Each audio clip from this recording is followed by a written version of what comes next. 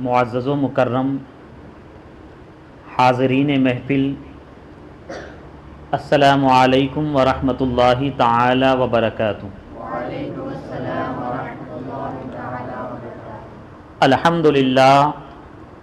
الحمد للہ رب العالمین والعاقبۃ للمتقین والصلاة والسلام علی اشرف الانبیاء وخاتم النبیین وعلی آلہ الطیبین الطاہرین واصحابہ الکرام اجمعین، اما بعد فاعوذ باللہ من الشیطان الرجیم، بسم اللہ الرحمن الرحیم، واتقوا اللہ ان اللہ علیم بذات الصدور، آمنت باللہ صدق اللہ العظیم۔ آئیے ہم اور آپ سب سے پہلے عقیدت و احترام کے ساتھ اپنے آقا و مولا حضور رحمت عالم نور مجسم سید الانبیاء امام المرسلین رحمت للعالمین شفیع المذنبین احمد مجتبی محمد مصطفیٰ صلی اللہ تعالی علیہ وسلم کی بارگاہ اقدس میں ہدیہ درود پیش کریں، پڑھیں بآواز بلند، اللہم صلی علی سیدنا و مولانا محمد معدن الجود والکرم وآلہ واصحابہ وبارک وسلم۔ الحمدللہ ہمارا درس تصوف امام غزالی علیہ الرحمہ کی مشہور زمانہ کتاب منہاج العابدین سے تسلسل کے ساتھ جاری ہے، اور منہاج العابدین کے تیسرے باب تیسرے چیپٹر کے سلسلے میں ہمارا بیان چل رہا ہے، جس میں امام غزالی علیہ الرحمہ نے راہ عبادت میں جو 4 رکاوٹیں ہوتی ہے انہیں بیان فرما رہے ہیں، اور آخری رکاوٹ کو امام غزالی علیہ الرحمہ نے نفس کو قرار دیا ہے۔ انسان کا نفس اسے اللہ تعالیٰ کی عبادت سے روکتا ہے اور راہ عبادت کی بہت ہی اہم رکاوٹ بنتا ہے۔ پھر امام غزالی علیہ الرحمہ نے یہ فرمایا ہے کہ یقیناً ہمیں اور آپ کو چاہیے اپنے نفس پر قابو رکھیں اور نفس کو بے لگام نہ چھوڑیں، اور آپ کس طریقے سے اسے قابو میں رکھ سکتے ہیں؟ تو آپ نے بڑی پیاری بات یہ بیان فرمائی کہ اسے تقوی کی لگام کے ذریعے کسا جا سکتا ہے، قابو میں رکھا جا سکتا ہے۔ اور تقوی کے حصول کا آسان طریقہ کیا ہے؟ تو آپ نے فرمایا کہ انسان کے جسم میں 5 اعضاء بہت ہی اہم ہوتے ہیں، اگر ان 5 اعضاء کی انسان گناہوں سے حفاظت کر لیتا ہے تو انشاءاللہ عز و جل اسے تقوی حاصل ہو جائے گا۔ اور 5 اعضاء کون سے ہیں؟ آپ نے بیان کیا، آنکھ، کان، زبان، دل اور شکم یعنی پیٹ۔ آنکھ، کان کے بارے میں تفصیلاً گفتگو ہو چکی ہے، زبان کا کچھ آخری حصہ باقی رہ گیا تھا، انشاءاللہ عز و جل اسے ہم بیان کرتے ہیں۔ اور ساتھ ہی ساتھ دل کے سلسلے میں امام غزالی علیہ الرحمہ نے جو بڑی پیاری باتیں بیان کی، انشاءاللہ اس کا بھی آج کے درس میں ہم آغاز کریں گے۔ پچھلے درس میں امام غزالی علیہ الرحمہ نے یہ بیان کیا تھا کہ انسان کو چاہیے کہ وہ اپنی زبان کو گناہوں سے محفوظ رکھے، اور کچھ کلام ایسے ہوتے ہیں جو ناجائز اور حرام ہیں، ان سے تو ہر ایک کو بچنا ہی بچنا ہے۔ ساتھ ہی ساتھ آپ نے یہ بھی فرمایا تھا کہ مباح جو باتیں ہوتی ہیں اپنے آپ میں وہ باتیں جائز ہوتی ہیں، لیکن ہوتی غیر ضروری، بلا وجہ کی باتیں جس سے کچھ حاصل نہیں ہوتا۔ اور آپ جانتے ہیں آج کل مسلمان اس وبا اور بلا میں بہت زیادہ گرفتار ہیں، ان کے پاس کچھ ہوتا نہیں ہے، لیکن بس بلا وجہ کی جس کا کوئی نتیجہ اور حاصل نکلنے والا کچھ نہیں ہے، لیکن اس پر گھنٹوں تبصرے کرتے ہیں، گھنٹوں گفتگو کرتے ہیں۔ لیکن امام غزالی علیہ رحمہ فرماتے ہیں کہ مباح جو باتیں ہوتی ہیں غیر ضروری، اس سے بھی مسلمان کو چاہیے اپنی زبان کو محفوظ رکھے، خاموش رہے اور بلا وجہ کی بات نہ کرے۔ اگر وہ خاموش رہے گا یقیناً نجات پائے گا، سلامتی پائے گا۔ اور آپ خود یہ فرماتے ہیں کہ آخر غیر ضروری اپنے آپ میں مباح اور جائز تو باتیں ہیں، تو اس سے 4 وجہوں سے مسلمان کو بچنا ہے۔ بنیادی 4 وجہیں بتاتے ہیں جن کو آپ اگر سمجھیں گے اور اپنے دل میں بٹھائیں گے تو انشاءاللہ عز و جل مباح جو غیر ضروری باتیں ہیں اس سے اپنی زبان کو محفوظ رکھیں گے۔ پہلی وجہ یہ ہے کہ فضول و لا یعنی گفتگو کرامن کاتبین کو لکھنی پڑتی ہے۔ ہر ایک مسلمان کے ساتھ فرشتے ہیں جو ہمارا اچھا برا لکھنے پر رب تعالیٰ کی جانب سے مامور ہیں، اور ہم اچھا کرتے ہیں تو بھی لکھا جاتا ہے، برا کرتے ہیں تو بھی لکھا جاتا ہے۔ تو پہلی وجہ یہ بیان کرتے ہیں کہ فضول و لا یعنی گفتگو کرامن کاتبین کو لکھنی پڑتی ہے، تو انسان کو چاہیے ان سے حیا کرے اور فضول باتیں لکھنے کی ان کو تکلیف نہ دے۔ رب تعالیٰ کا ارشاد پاک ہے ما یلفظ من قول الا لدیہ رقیب عتید، کہ بندہ کوئی لفظ زبان سے نہیں نکالتا مگر اسے لکھنے والے نوٹ کرنے کے لیے ایک نگہبان اس کے پاس تیار رہتا ہے۔ یعنی بندہ جیسے ہی کچھ کلام کیا فوراً اسے لکھا جاتا، اگر اچھا کلام ہوتا ہے تو بھی لکھا جاتا ہے اور برا کلام ہوتا ہے تو بھی لکھا جاتا ہے، ضرورت کا ہوتا ہے تب بھی لکھا جاتا ہے، غیر ضروری ہے تب بھی لکھا جاتا ہے۔ پہلی وجہ یہی بیان کی کہ غیر ضروری کلام یہ کرامن کاتبین کو لکھنا پڑتا ہے، تو ہمیں چاہیے کہ ہم ان سے حیا کریں اور فضول باتیں لکھنے کی انہیں تکلیف نہ دیں۔ دوسری وجہ یہ ہے کہ یہ اچھی بات نہیں کہ لغو اور بیہودہ باتوں سے بھرا ہوا اعمال نامہ رب تعالیٰ کے حضور میں پیش ہو۔ ہم میں سے ہر ایک کو اللہ تعالیٰ کی بارگاہ میں حاضر ہونا اور ہمارے ہاتھوں میں نامہ اعمال دیا جائے گا۔ جب ہم رب تعالیٰ کی بارگاہ میں حاضر ہوں اور اس میں نامہ اعمال جب دیا جائے، نامہ اعمال میں بیہودہ لغو باتیں ہوں گی تو یہ ہمارے لیے شرمندگی کا باعث ہوگا۔ فرماتے ہیں اس بنا پر بندے کو چاہیے کہ فضول گفتگو سے بچے۔ بعض کتابوں میں مذکور ہے کہ ایک شخص نے کسی کو فضول گفتگو کرتے دیکھا تو کہا تیرے لیے خرابی ہوں، تیری یہ سب باتیں اللہ تعالیٰ کے حضور پیش ہوں گی تو دیکھ ایسی باتیں کیوں پیش کر رہا ہے۔ تو ہمیں اپنے خالق و مالک اللہ رب العالمین سے بھی حیا کرنا چاہیے کہ ہمیں رب کی بارگاہ میں حاضر ہونا ہے تو ہمارے اعمال ایسے ہوں جس سے رب تعالی ہم سے راضی ہو جائے۔ تیسری وجہ یہ ہے کہ بندے سے قیامت کے روز کہا جائے گا کہ اپنے اعمال نامے کو اللہ تعالیٰ کے حضور تمام مخلوق کے روبرو، تمام مخلوق کے سامنے پڑھ کر سنائے۔ اس وقت حشر کی خوفناک سختیاں اس کے سامنے ہوں گی۔ انسان پیاس کی شدت سے مر رہا ہوگا، جسم پر کپڑا نہیں ہوگا، بھوک سے کمر ٹوٹ رہی ہوگی، جنت میں داخل ہونے سے روک دیا گیا ہوگا اور ہر قسم کی راحت اس پر بند کر دی گئی ہوگی۔ ایسے حال میں اپنے ایسے نامہ اعمال کو پڑھنا جو فضول و بیہودہ گفتگو سے پر ہو کس قدر تکلیف دہ چیز ہوگی۔ اللہ اکبر۔ اس لیے چاہیے کہ زبان سے سوائے اچھی بات کے کچھ نہ نکالے۔ تو ہمیں اور آپ کو چاہیے اس وجہ پر بھی غور و فکر کریں۔ چوتھی وجہ یہ ہے کہ بندے کو فضول اور لا یعنی باتوں پر ملامت کی جائے گی اور شرم دلائی جائے گی اور بندے کے پاس اس کا کوئی جواب نہیں ہوگا، اور اللہ تعالیٰ کے سامنے شرم و ندامت کی وجہ سے انسان پانی پانی ہو جائے گا۔ تو یہ چوتھی وجہ آپ نے بیان فرمائی، اور کہتے ہیں بعض بزرگوں نے فرمایا ہے اپنی زبان کو فضولیات سے روک، کیونکہ ان کا حساب طویل ہوگا، لمبا ہوگا۔ جو شخص نصیحت کا آرزو مند ہے اس کے لیے یہ 4 اصول، 4 وجہیں کافی ہیں۔ تو ہمیں اور آپ کو چاہیے ہم اپنی زبان کی حفاظت کریں۔ کس طور پر حفاظت کریں؟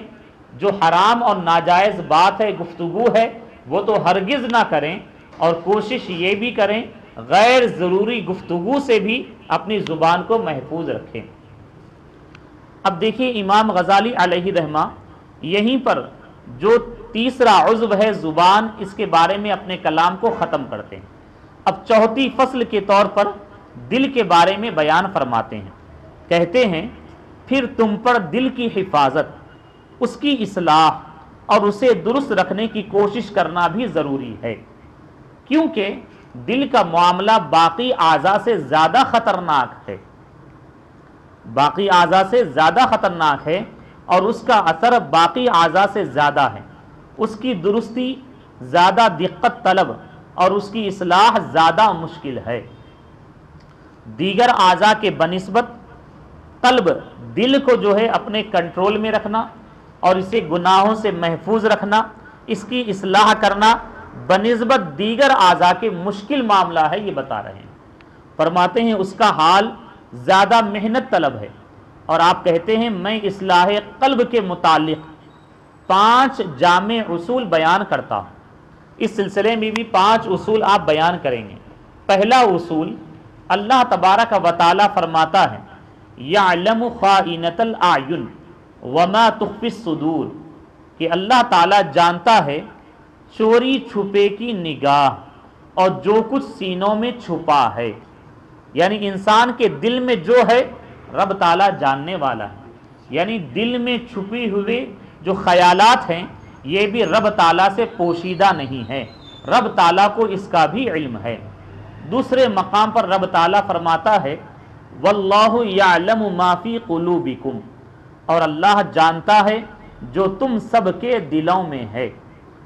اور ایک ارشاد پاک آپ بیان کرتے ہیں واتقوا اللہ ان اللہ علیم بذات الصدور، اور اللہ تعالیٰ سے ڈرو، بے شک اللہ دلوں کی بات جانتا ہے۔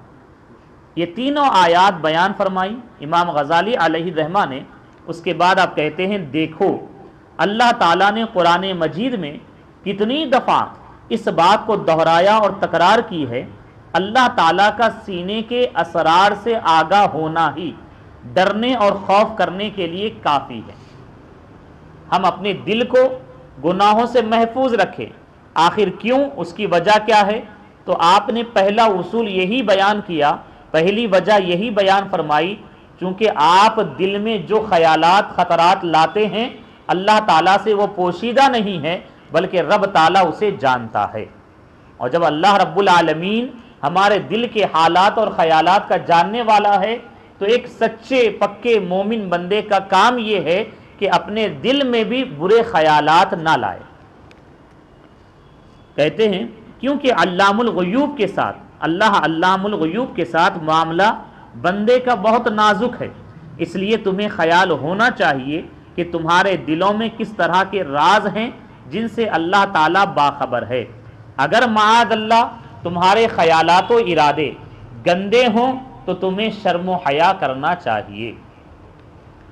دوسرا اصول، دوسری وجہ جو ہم اپنے قلب کو گناہوں سے محفوظ رکھیں، تو آپ نبی کریم علیہ الصلاۃ والسلام کا ارشاد پاک یہاں بیان کرتے ہیں ان اللہ تعالی لا ينظر الى صورکم، کہ حدیث صحیح مسلم آپ بیان فرماتے ہیں اللہ تعالیٰ تمہاری ظاہری صورتوں اور کھالوں کو نہیں دیکھتا ہے، تمہاری ظاہری صورتوں اور جسموں کو نہیں دیکھتا ہے، بلکہ اللہ تعالیٰ تمہارے دلوں کو دیکھتا ہے۔ ظاہر ایک انسان کا ہے اور ایک ہے باطن۔ یقیناً ظاہر تو ہر ایک مسلمان یہ کوشش کرتا ہے کہ وہ صاف ستھرا رکھے، لیکن آج کے دور میں باطن کی صفائی اور پاکیزگی یہ بہت ہی ضروری ہے، اور اللہ تعالیٰ کی بارگاہ میں ظاہر سے بڑھ کر باطن کا معاملہ اہمیت کا حامل ہوتا ہے۔ تو سرکار علیہ الصلاۃ والسلام کا فرمان امام غزالی علیہ الرحمہ نے یہاں بیان فرمایا۔ اس کے بعد آپ تحریر فرماتے ہیں اس حدیث مبارک سے معلوم ہوا کہ دل اللہ رب العالمین کی نظر کا مقام ہے، توجہ کا مقام ہے، تو اس شخص پر تعجب ہے جو ظاہر چہرے کا اہتمام کرے، اسے دھوئے، میل کچیل سے ستھرا رکھے تاکہ مخلوق اس کے چہرے کے کسی عیب پر مطلع نہ ہو۔ ایک مسلمان، ایک انسان اپنے ظاہری حال کو اچھا کر رہا ہے، کیوں؟ تاکہ دوسرے جو دیکھنے والے ہیں مجھے اچھا سمجھیں۔ لیکن آپ فرماتے ہیں مگر یہ بندہ دل کا اہتمام نہیں کرتا ہے جو اللہ رب العالمین کی نظر اور توجہ کا مقام ہے۔ تو ہمیں چاہیے کہ ہم بندوں کے بارے میں یہ خیال نہ کریں کہ وہ ہمیں کیا کہہ رہے ہیں اور ہمیں کیا سمجھ رہے ہیں، بلکہ ہر حال میں بندے کو چاہیے کہ وہ رب العالمین کی بارگاہ میں اچھا بنے۔ اور کہتے ہیں چاہیے تو یہ تھا کہ دل کو پاکیزہ رکھے، اسے آراستہ کرے اور ستھرا رکھے تاکہ اللہ رب العالمین اس میں کسی عیب کو نہ پائے۔ لیکن افسوس کا مقام ہے کہ دل گندگی، پلیدی اور غلاظت سے لبریز ہے، مگر جس پر مخلوق کی نظر پڑتی ہے اس کے لیے کوشش ہوتی ہے کہ اس میں کوئی عیب و قباحت، برائی نہ پائی جائے۔ تو آپ نے یہ بیان فرما دیا کہ ہمیں مخلوق سے بڑھ کر خالق کے بارے میں غور و فکر کرنا ہے کہ اللہ رب العالمین جو ہمارا خالق و مالک ہے جب ہم پر نظر کرم فرمائے تو رب کی بارگاہ میں ہم ظاہر و باطن دونوں اچھا پیش کر سکیں۔ تیسرا اصول امام غزالی علیہ رحمہ یہ بیان کرتے ہیں، دل ایک بادشاہ کی مانند ہے جس کی اطاعت کی جاتی ہے، اور باقی اعضاء، جسم کے درمیان میں بہت سارے اعضاء ہیں اور تمام اعضاء کے درمیان میں دل کی حیثیت ایک بادشاہ کی طرح ہے۔ اور بادشاہ کا معاملہ یہ ہوتا ہے رعایا اس کی اطاعت کرتی ہے، تو یہی کہتے ہیں کہ باقی اعضاء رعایا کی طرح ہیں، سب اس کی پیروی کرتے ہیں۔ تو اگر سردار درست اور ٹھیک ہوتا ہے تو باقی اعضاء یعنی رعایا بھی درست ہوتے ہیں۔ اس بیان کی وضاحت حضور علیہ الصلاۃ والسلام کے اس فرمان عالی شان سے ہوتی ہے کہ سرکار علیہ الصلاۃ والسلام نے فرمایا کہ انسان کے اندر گوشت کا ایک لوتھڑا ہے، اگر وہ درست ہو تو سارا جسم درست ہوتا ہے۔ دل اگر درست ہے تو سارا جسم درست ہوتا ہے۔ لیکن سرکار یہاں پر ابہام کے طور پر کلام فرماتے ہیں، انسان کے اندر گوشت کا ایک لوتھڑا ہے، اگر وہ درست ہو تو سارا جسم درست ہوتا ہے، اور اگر وہ خراب ہو تو سارا جسم خراب ہوتا ہے۔ سن لو الا وہی القلب، سن لو کہ وہ دل ہے۔ تو معلوم یہ ہوا انسان کا دل اگر صحیح رہا تو سارے اعضاء بھی درست رہتے ہیں، اور اگر انسان کے دل میں فساد اور خرابی آ گئی تو سارے اعضاء پر اس کا برا اثر پڑتا ہے۔ جب تمام جسم کی اصلاح دل پر موقوف ہے تو دل کی اصلاح بہت زیادہ ضروری ہے۔ چوتھا اصول امام غزالی علیہ رحمہ یہ بیان کرتے ہیں، دل بندے کے نفیس و اعلیٰ جواہر کا خزانہ ہے۔ جواہر کہتے ہیں موتی، جوہر کی جمع جواہر ہے، اور بندے کے دل کے اندر اعلیٰ قسم کی اچھی اچھی باتیں ہوا کرتی ہیں، گویا کہ آپ نے اس کو موتی سے تشبیہ دی ہے۔ فرماتے ہیں دل بندے کے نفیس و اعلیٰ جواہر کا خزانہ ہے، ان اعلیٰ جوہروں میں سے ایک جوہر اعلیٰ و عمدہ ہے اور وہ معرفت خداوندی ہے۔ سبحان اللہ، یعنی بندے کے دل میں بہت ساری اچھی باتیں آتی ہیں، اور جب اچھی باتیں آئیں، اچھا کلام آئے، اچھے خیالات آئیں تو ہر ایک اچھی بات اور خیال ایک موتی کی طرح ہے، اعلیٰ اور نفیس موتی کی طرح ہے، لیکن سب سے اعلیٰ اور بہترین جو موتی ہے وہ معرفت خداوندی کا بندے کے دل میں آنا۔ سبحان اللہ، تو وہی فرماتے ہیں، اور ایک جوہر اعلیٰ و عمدہ ہے، وہ معرفت خداوندی ہے جو دونوں جہاں کی سعادت کا ذریعہ ہے، اور وہ قلبی بصیرت ہے جس کی وجہ سے دربار الہی میں انسان کو وجاہت اور بزرگی حاصل ہوتی ہے۔ پھر دل سے تعلق رکھنے والی عمدہ چیزوں میں سے ایک عمدہ چیز عبادات و طاعات میں نیت خالص ہے، جس کے ساتھ ثواب اور جزا کا تعلق ہے۔ معرفت خداوندی تو ہے، اس کے ساتھ ہی ساتھ بندے کے دل میں جو ایک اچھی اور پیاری چیز ہوتی ہے جو اعلیٰ جوہر میں سے ہے، وہ انسان کی نیت کا خالصاً لوجہ اللہ ہونا، یعنی بندہ جو بھی عمل کرے محض اللہ تعالیٰ کی رضا کے لیے کرے، تو یہ چیز بھی دل ہی میں موجود ہوتی ہے۔ تو آپ فرماتے ہیں ہر ایک مومن اور مسلمان کو چاہیے اس وجہ سے اپنے دل کو گناہوں سے اور گناہوں والے خیالات سے پاک و صاف رکھے۔ پانچواں اصول، امام غزالی علیہ رحمہ یہ بیان کرتے ہیں، میں نے دل کے حالات پر غور کیا۔ امام غزالی علیہ رحمہ جیسے عظیم صوفی، اللہ تعالیٰ کے ولی اور اپنے دور کے مجدد، آپ فرماتے ہیں میں نے دل کے حالات پر غور کیا تو مجھے اس کے 5 حالات ایسے ملے جو دوسرے کسی عزم میں نہیں پائے جاتے، خاص باتیں ہیں جو دل ہی میں پائی جاتی ہیں۔ فرماتے ہیں نمبر 1 یہ کہ دشمن ہر وقت اس کی طرف متوجہ ہے اور اسے تباہ کرنے کا قصد کیے ہوئے ہے، ارادہ کیے ہوئے ہے، کیونکہ شیطان انسان کے دل کے ساتھ ہر وقت لگا رہتا ہے۔ شیطان انسان کے دل کے ساتھ ہر وقت لگا رہتا ہے، تو قلب تو دل، الہام و وسوسہ دونوں کی منزل ہے۔ شیطان اور فرشتہ دونوں اسے اپنی اپنی دعوت دینے میں مصروف رہتے ہیں۔ تو معلوم کیا ہوا کہ دل کی حفاظت بہت ضروری اور لازم ہے۔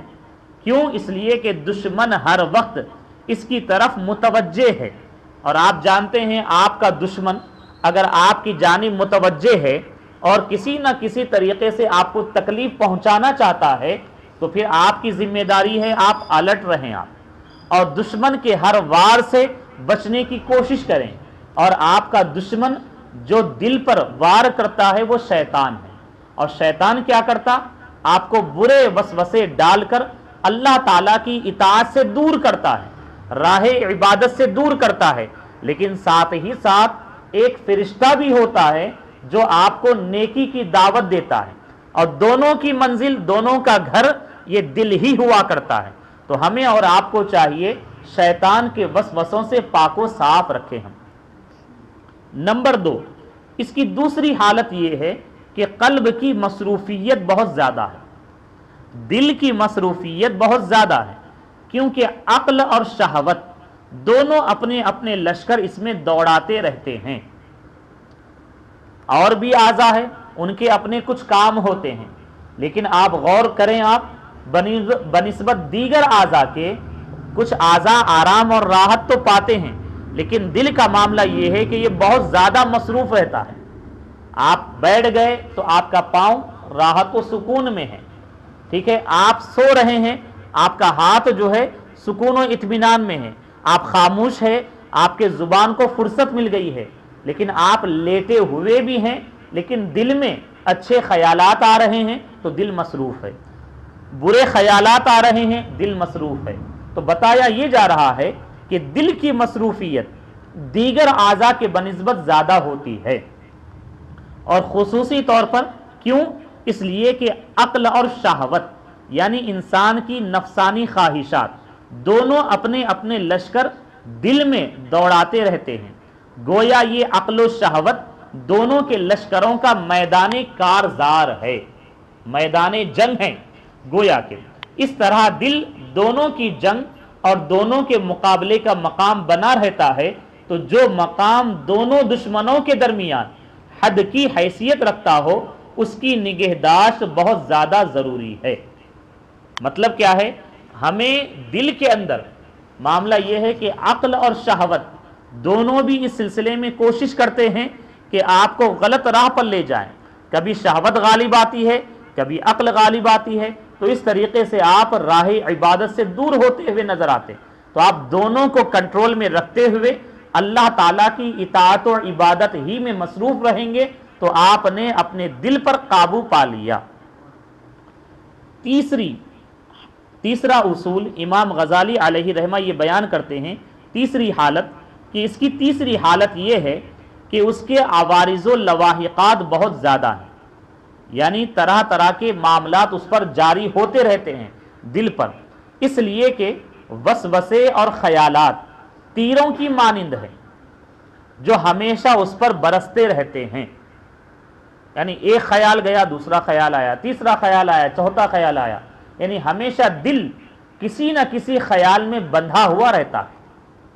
اب دیکھیے بڑی پیاری مثالیں دیتے ہیں امام غزالی علیہ رحمہ، اس لیے کہ وسوسے اور خطرات، خیالات تیروں کی مانند ہے جو ہمیشہ اس پر برستے رہتے ہیں، یا بارش کی طرح ہیں کہ ہمیشہ اس پر گرتے رہتے ہیں، کبھی بند نہیں ہوتے، اور انسان کو یہ طاقت نہیں کہ انہیں روک یا بند کر سکے. خیالات آنا ہی آنا ہے، ٹھیک ہے. تو کہتے ہیں انسان کو یہ طاقت نہیں کہ اسے روک لے یا پھر اسے بند کر دے. اور فرماتے ہیں اور دل کو کوئی آنکھ کی طرح تو ہے نہیں، اور دل کوئی آنکھ کی طرح تو ہے نہیں کہ خطرے کے وقت اسے بند کر لیا جائے.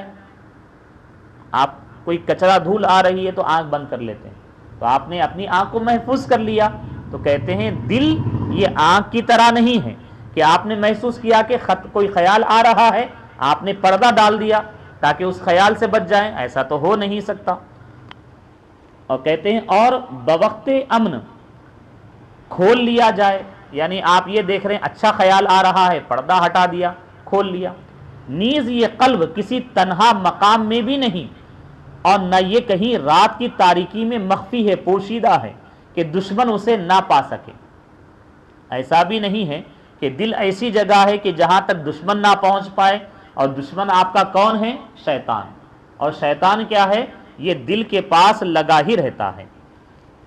اور نہ زبان کی مانند دانتوں اور ہونٹوں کی حفاظت میں ہے. زبان، ایک زبان جو ہے یہ دانتوں اور ہونٹوں کے درمیان میں ہے. فرماتے ہیں اور نہ زبان کی مانند دانتوں اور ہونٹوں کی حفاظت میں ہے کہ تو اسے بچا سکے اور محفوظ رکھ سکے، بلکہ دل تو خطرات اور وسوسوں کا نشانہ ہے، اور تم میں ان خطرات و وسوسوں کو روکنے کی پوری قوت نہیں کہ صحیح معنی میں اس کی نگہداشت کر سکو. لہذا خطرات و وسوسوں کو مزید تقویت پہنچاتا رہتا ہے.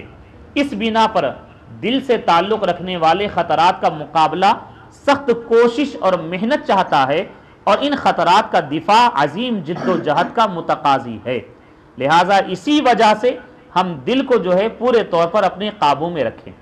امام غزالی علیہ رحمہ چوتھی حالت یہ بتاتے ہیں کہ اس کا علاج اس بنا پر بھی مشکل ہے کہ یہ انسان کی نظر سے غائب ہے.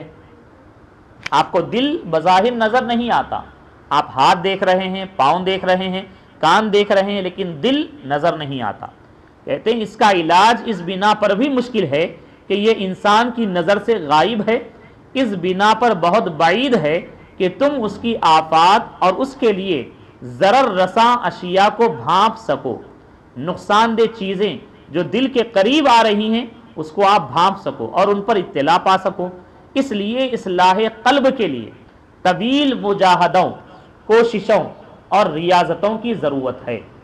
یہی وجہ ہے اولیاء اللہ، آپ ان کی زندگیوں کا مطالعہ کریں تو آپ اس نتیجے پر پہنچیں گے کہ کئی ایک اللہ تعالیٰ کے نیک بندے مرشد کامل کی تلاش میں رہتے تھے، اور جب انہیں مرشد کامل مل جاتے تو ایک دو نہیں کئی سال ان کی بارگاہ میں رہ کر ریاضات اور مجاہدات سے وہ اپنے آپ کو گزارتے تاکہ دل پورے طور پر ان کے کنٹرول میں آ جائے اور دل پاک و صاف ہو جائے اور رب تعالیٰ کی تجلیات کے انوار اس میں ظاہر ہونے لگے. پانچویں حالت یہ ہے کہ آفات اس پر جلدی حملہ آور ہوتی ہے اور یہ ہر وقت انقلاب و تبدیلی کے لیے تیار رہتا ہے. مصیبتیں دل پر آتی ہی رہتی، اور جیسے ہی مصیبت آتی دل جو ہے بدلتا رہتا ہے، انقلاب اس میں آتا رہتا ہے. بعض لوگوں نے یہ کہا ہے کہ دل ہانڈی کے ابلنے سے بھی جلدی انقلاب میں آ جاتا ہے. جیسے کہ آپ بگونے میں جو ہے چاول ڈال دیے، اور جب چاول خوب گرم ہو جاتا ہے تو ابلنے لگتا ہے، ہانڈی میں ابال آنا کہتے ہیں. تو کہتے ہیں دل ہانڈی کے ابلنے سے بھی جلدی انقلاب میں آ جاتا ہے. اور ایک شاعر کے شعر کا ترجمہ ہے، قلب نام اسی بنا پر قلب رکھا گیا، قلب کا نام، دل کا نام اسی بنا پر قلب رکھا گیا ہے کہ یہ ہر آن عدل بدل ہوتا رہتا ہے، اور اس میں مختلف رائیں پیدا ہوتی رہتی ہیں۔ تو انسان کا دل کیا ہے، یہ فوراً بدل جاتا ہے، اس میں جلدی جلدی نئے نئے خیالات آتے رہتے ہیں۔ تو پس اگر دل لغزش کھا جائے تو یہ بہت بڑی لغزش ہوگی اور اس کا بگڑ جانا نہایت پریشان کن امر ہوگا۔ اس لیے دل کی لغزش کا ادنا درجہ قساوت اور غیر اللہ کی طرف میلان ہے۔ قساوت یعنی دل کی لغزش کا ادنا درجہ، سب سے چھوٹا درجہ دل میں سختی پیدا ہونا، اور ایک اہم بات یعنی بندے کے دل کا غیر اللہ کی طرف مائل ہونا، اور اس کی لغزش کا آخری درجہ فرسٹ اسٹیپ جو بتائے وہ یہ ہے کہ دل میں سختی پیدا ہونا، غیر اللہ کی طرف مائل ہونا، اور اس کا آخری اسٹیج، آخری درجہ یہ ہے کہ اس پر کفر کی مہر لگ جاتی ہے۔ کیا تم نے اللہ تعالیٰ کا یہ ارشاد گرامی نہیں سنا کہ رب تعالیٰ کا ارشاد پاک ہے ابا واستکبر وکان من الکافرین، اور اس نے، ابلیس نے سجدے سے انکار کر دیا اور غرور کیا اور کافر ہو گیا۔ تو اس کے دل میں تکبر تھا۔ اللہ تبارک و تعالیٰ نے آدم علیہ السلام کے جسم مبارک کو تیار فرما دیا، اس میں رب تعالیٰ کی جانب سے روح پھونک دی گئی، اور اس کے بعد اللہ تعالیٰ نے تمام فرشتوں کو حکم دیا کہ وہ آدم کا سجدہ کریں، اور فرشتوں کے درمیان میں وہاں ابلیس بھی موجود تھا۔ تمام فرشتوں نے اللہ تعالیٰ کے حکم کی اطاعت کی، لیکن شیطان نے انکار کیا، سجدہ نہ کیا۔ تو رب تعالیٰ یہی فرماتا ہے کہ اس نے غرور و گھمنڈ کیا، اور غرور و گھمنڈ کرنے کی وجہ سے اس نے اللہ تعالیٰ کی نافرمانی کی، اور اسی بنا پر وہ کافر اور منکر ہو گیا۔ دوسری جگہ اللہ تعالیٰ کا ارشاد پاک ہے وَلَكِنَّهُ أَخْلَدَ إِلَى الْأَرْضِ وَاتَّبَعَ هَوَاهُ، لیکن وہ تو زمین پکڑ گیا اور اپنی خواہش کا تابع ہوا۔ یعنی بندہ جو ہے جب غلطیاں کرنے لگتا ہے، دل کی وجہ سے بہک جاتا ہے، تو اللہ تعالیٰ کی نافرمانی کرتا اور اپنی نفس کی اتباع میں بہک جاتا ہے۔ تو ہوتا کیا ہے، تو گناہوں کی طرف میلان اور خواہشات کی پیروی چونکہ اس کے دل میں تھی، اس کے باعث وہ ایک منحوس گناہ پر آمادہ ہو گیا۔ تو اس طریقے سے بندہ ان برے خیالات جو دل میں پیدا ہوتے ہیں، ان کی اتباع کرنے کی وجہ سے دن بدن وہ رب تعالیٰ کی اطاعت سے دور ہوتا جاتا ہے۔ اسی طریقے سے امام غزالی علیہ الرحمہ نے ایک اور آیت کریمہ کو بیان فرمایا۔ رب تعالیٰ کا ارشاد پاک ہے یخافون یوما تتقلب فیہ القلوب والابصار، ڈرتے ہیں اس دن سے جس میں الٹ جائیں گے دل اور آنکھیں۔ یعنی اللہ تعالیٰ کے کچھ بندے ایسے بھی ہیں کہ جن کا معاملہ یہ ہے کہ اپنے دل کے معاملے میں نہایت چوکنے رہتے ہیں اور گریہ وزاری میں مصروف رہتے ہیں، اور اپنی پوری کوشش اس کی اصلاح و درستی میں صرف کر دیتے ہیں۔ تو ہمیں اور آپ کو بھی چاہیے کہ ہمیشہ ہم اپنے دل کو کنٹرول میں رکھیں، گناہوں سے محفوظ رکھیں، اور یقیناً دل کی اصلاح کا مطلب یہ ہے کہ اس کے سارے جسم کی اصلاح ہو رہی ہے، اور دل جسم کا ایک اہم حصہ ہے۔ دل اگر صحیح رہا، درست رہا، تو اس کا سارا جسم درست رہتا ہے۔ مطلب یہ ہے کہ دل میں آپ کے اچھے اچھے خیالات آ رہے ہیں اور آپ نیکی پر گامزن ہیں، اللہ تعالیٰ کی اطاعت و عبادت کے خیالات کے ساتھ اپنے شب و روز کو گزار رہے ہیں، تو آپ کا سارا جسم بھی اللہ تعالیٰ کی اطاعت و فرمانبرداری ہی میں رہے گا۔ ہم ایک مومن مسلمان ہیں، تو ہمیں اور آپ کو چاہیے کہ اپنے ہر ایک عزم کے ذریعے سے ہم اللہ تعالیٰ کی اطاعت و عبادت ہی کریں اور ہر ایک نافرمانی سے اپنے آپ کو بچائیں۔ امام غزالی علیہ رحمہ دعائیہ جملہ کہتے ہیں اللہ تعالیٰ ہم سب مسلمانوں کو عبرت پکڑنے والوں، ہدایت یافتہ لوگوں اور اصلاح قلب کی تک و دو کرنے والوں میں شامل فرمائے، آمین یا رب العالمین۔ انشاءاللہ عز و جل ابھی دل کے سلسلے میں امام غزالی علیہ رحمہ نے تفصیلی کلام کیا ہے، آئندہ درس میں بتائیں گے فساد قلب کا باعث، دل کیوں بگڑتا ہے، اس کی وجوہات اور اسباب کیا ہیں، انشاءاللہ عز و جل آئندہ درس میں بتایا جائے گا۔ وما علینا الا البلاغ۔ السلام علیکم ورحمۃ اللہ تعالی وبرکاتہ۔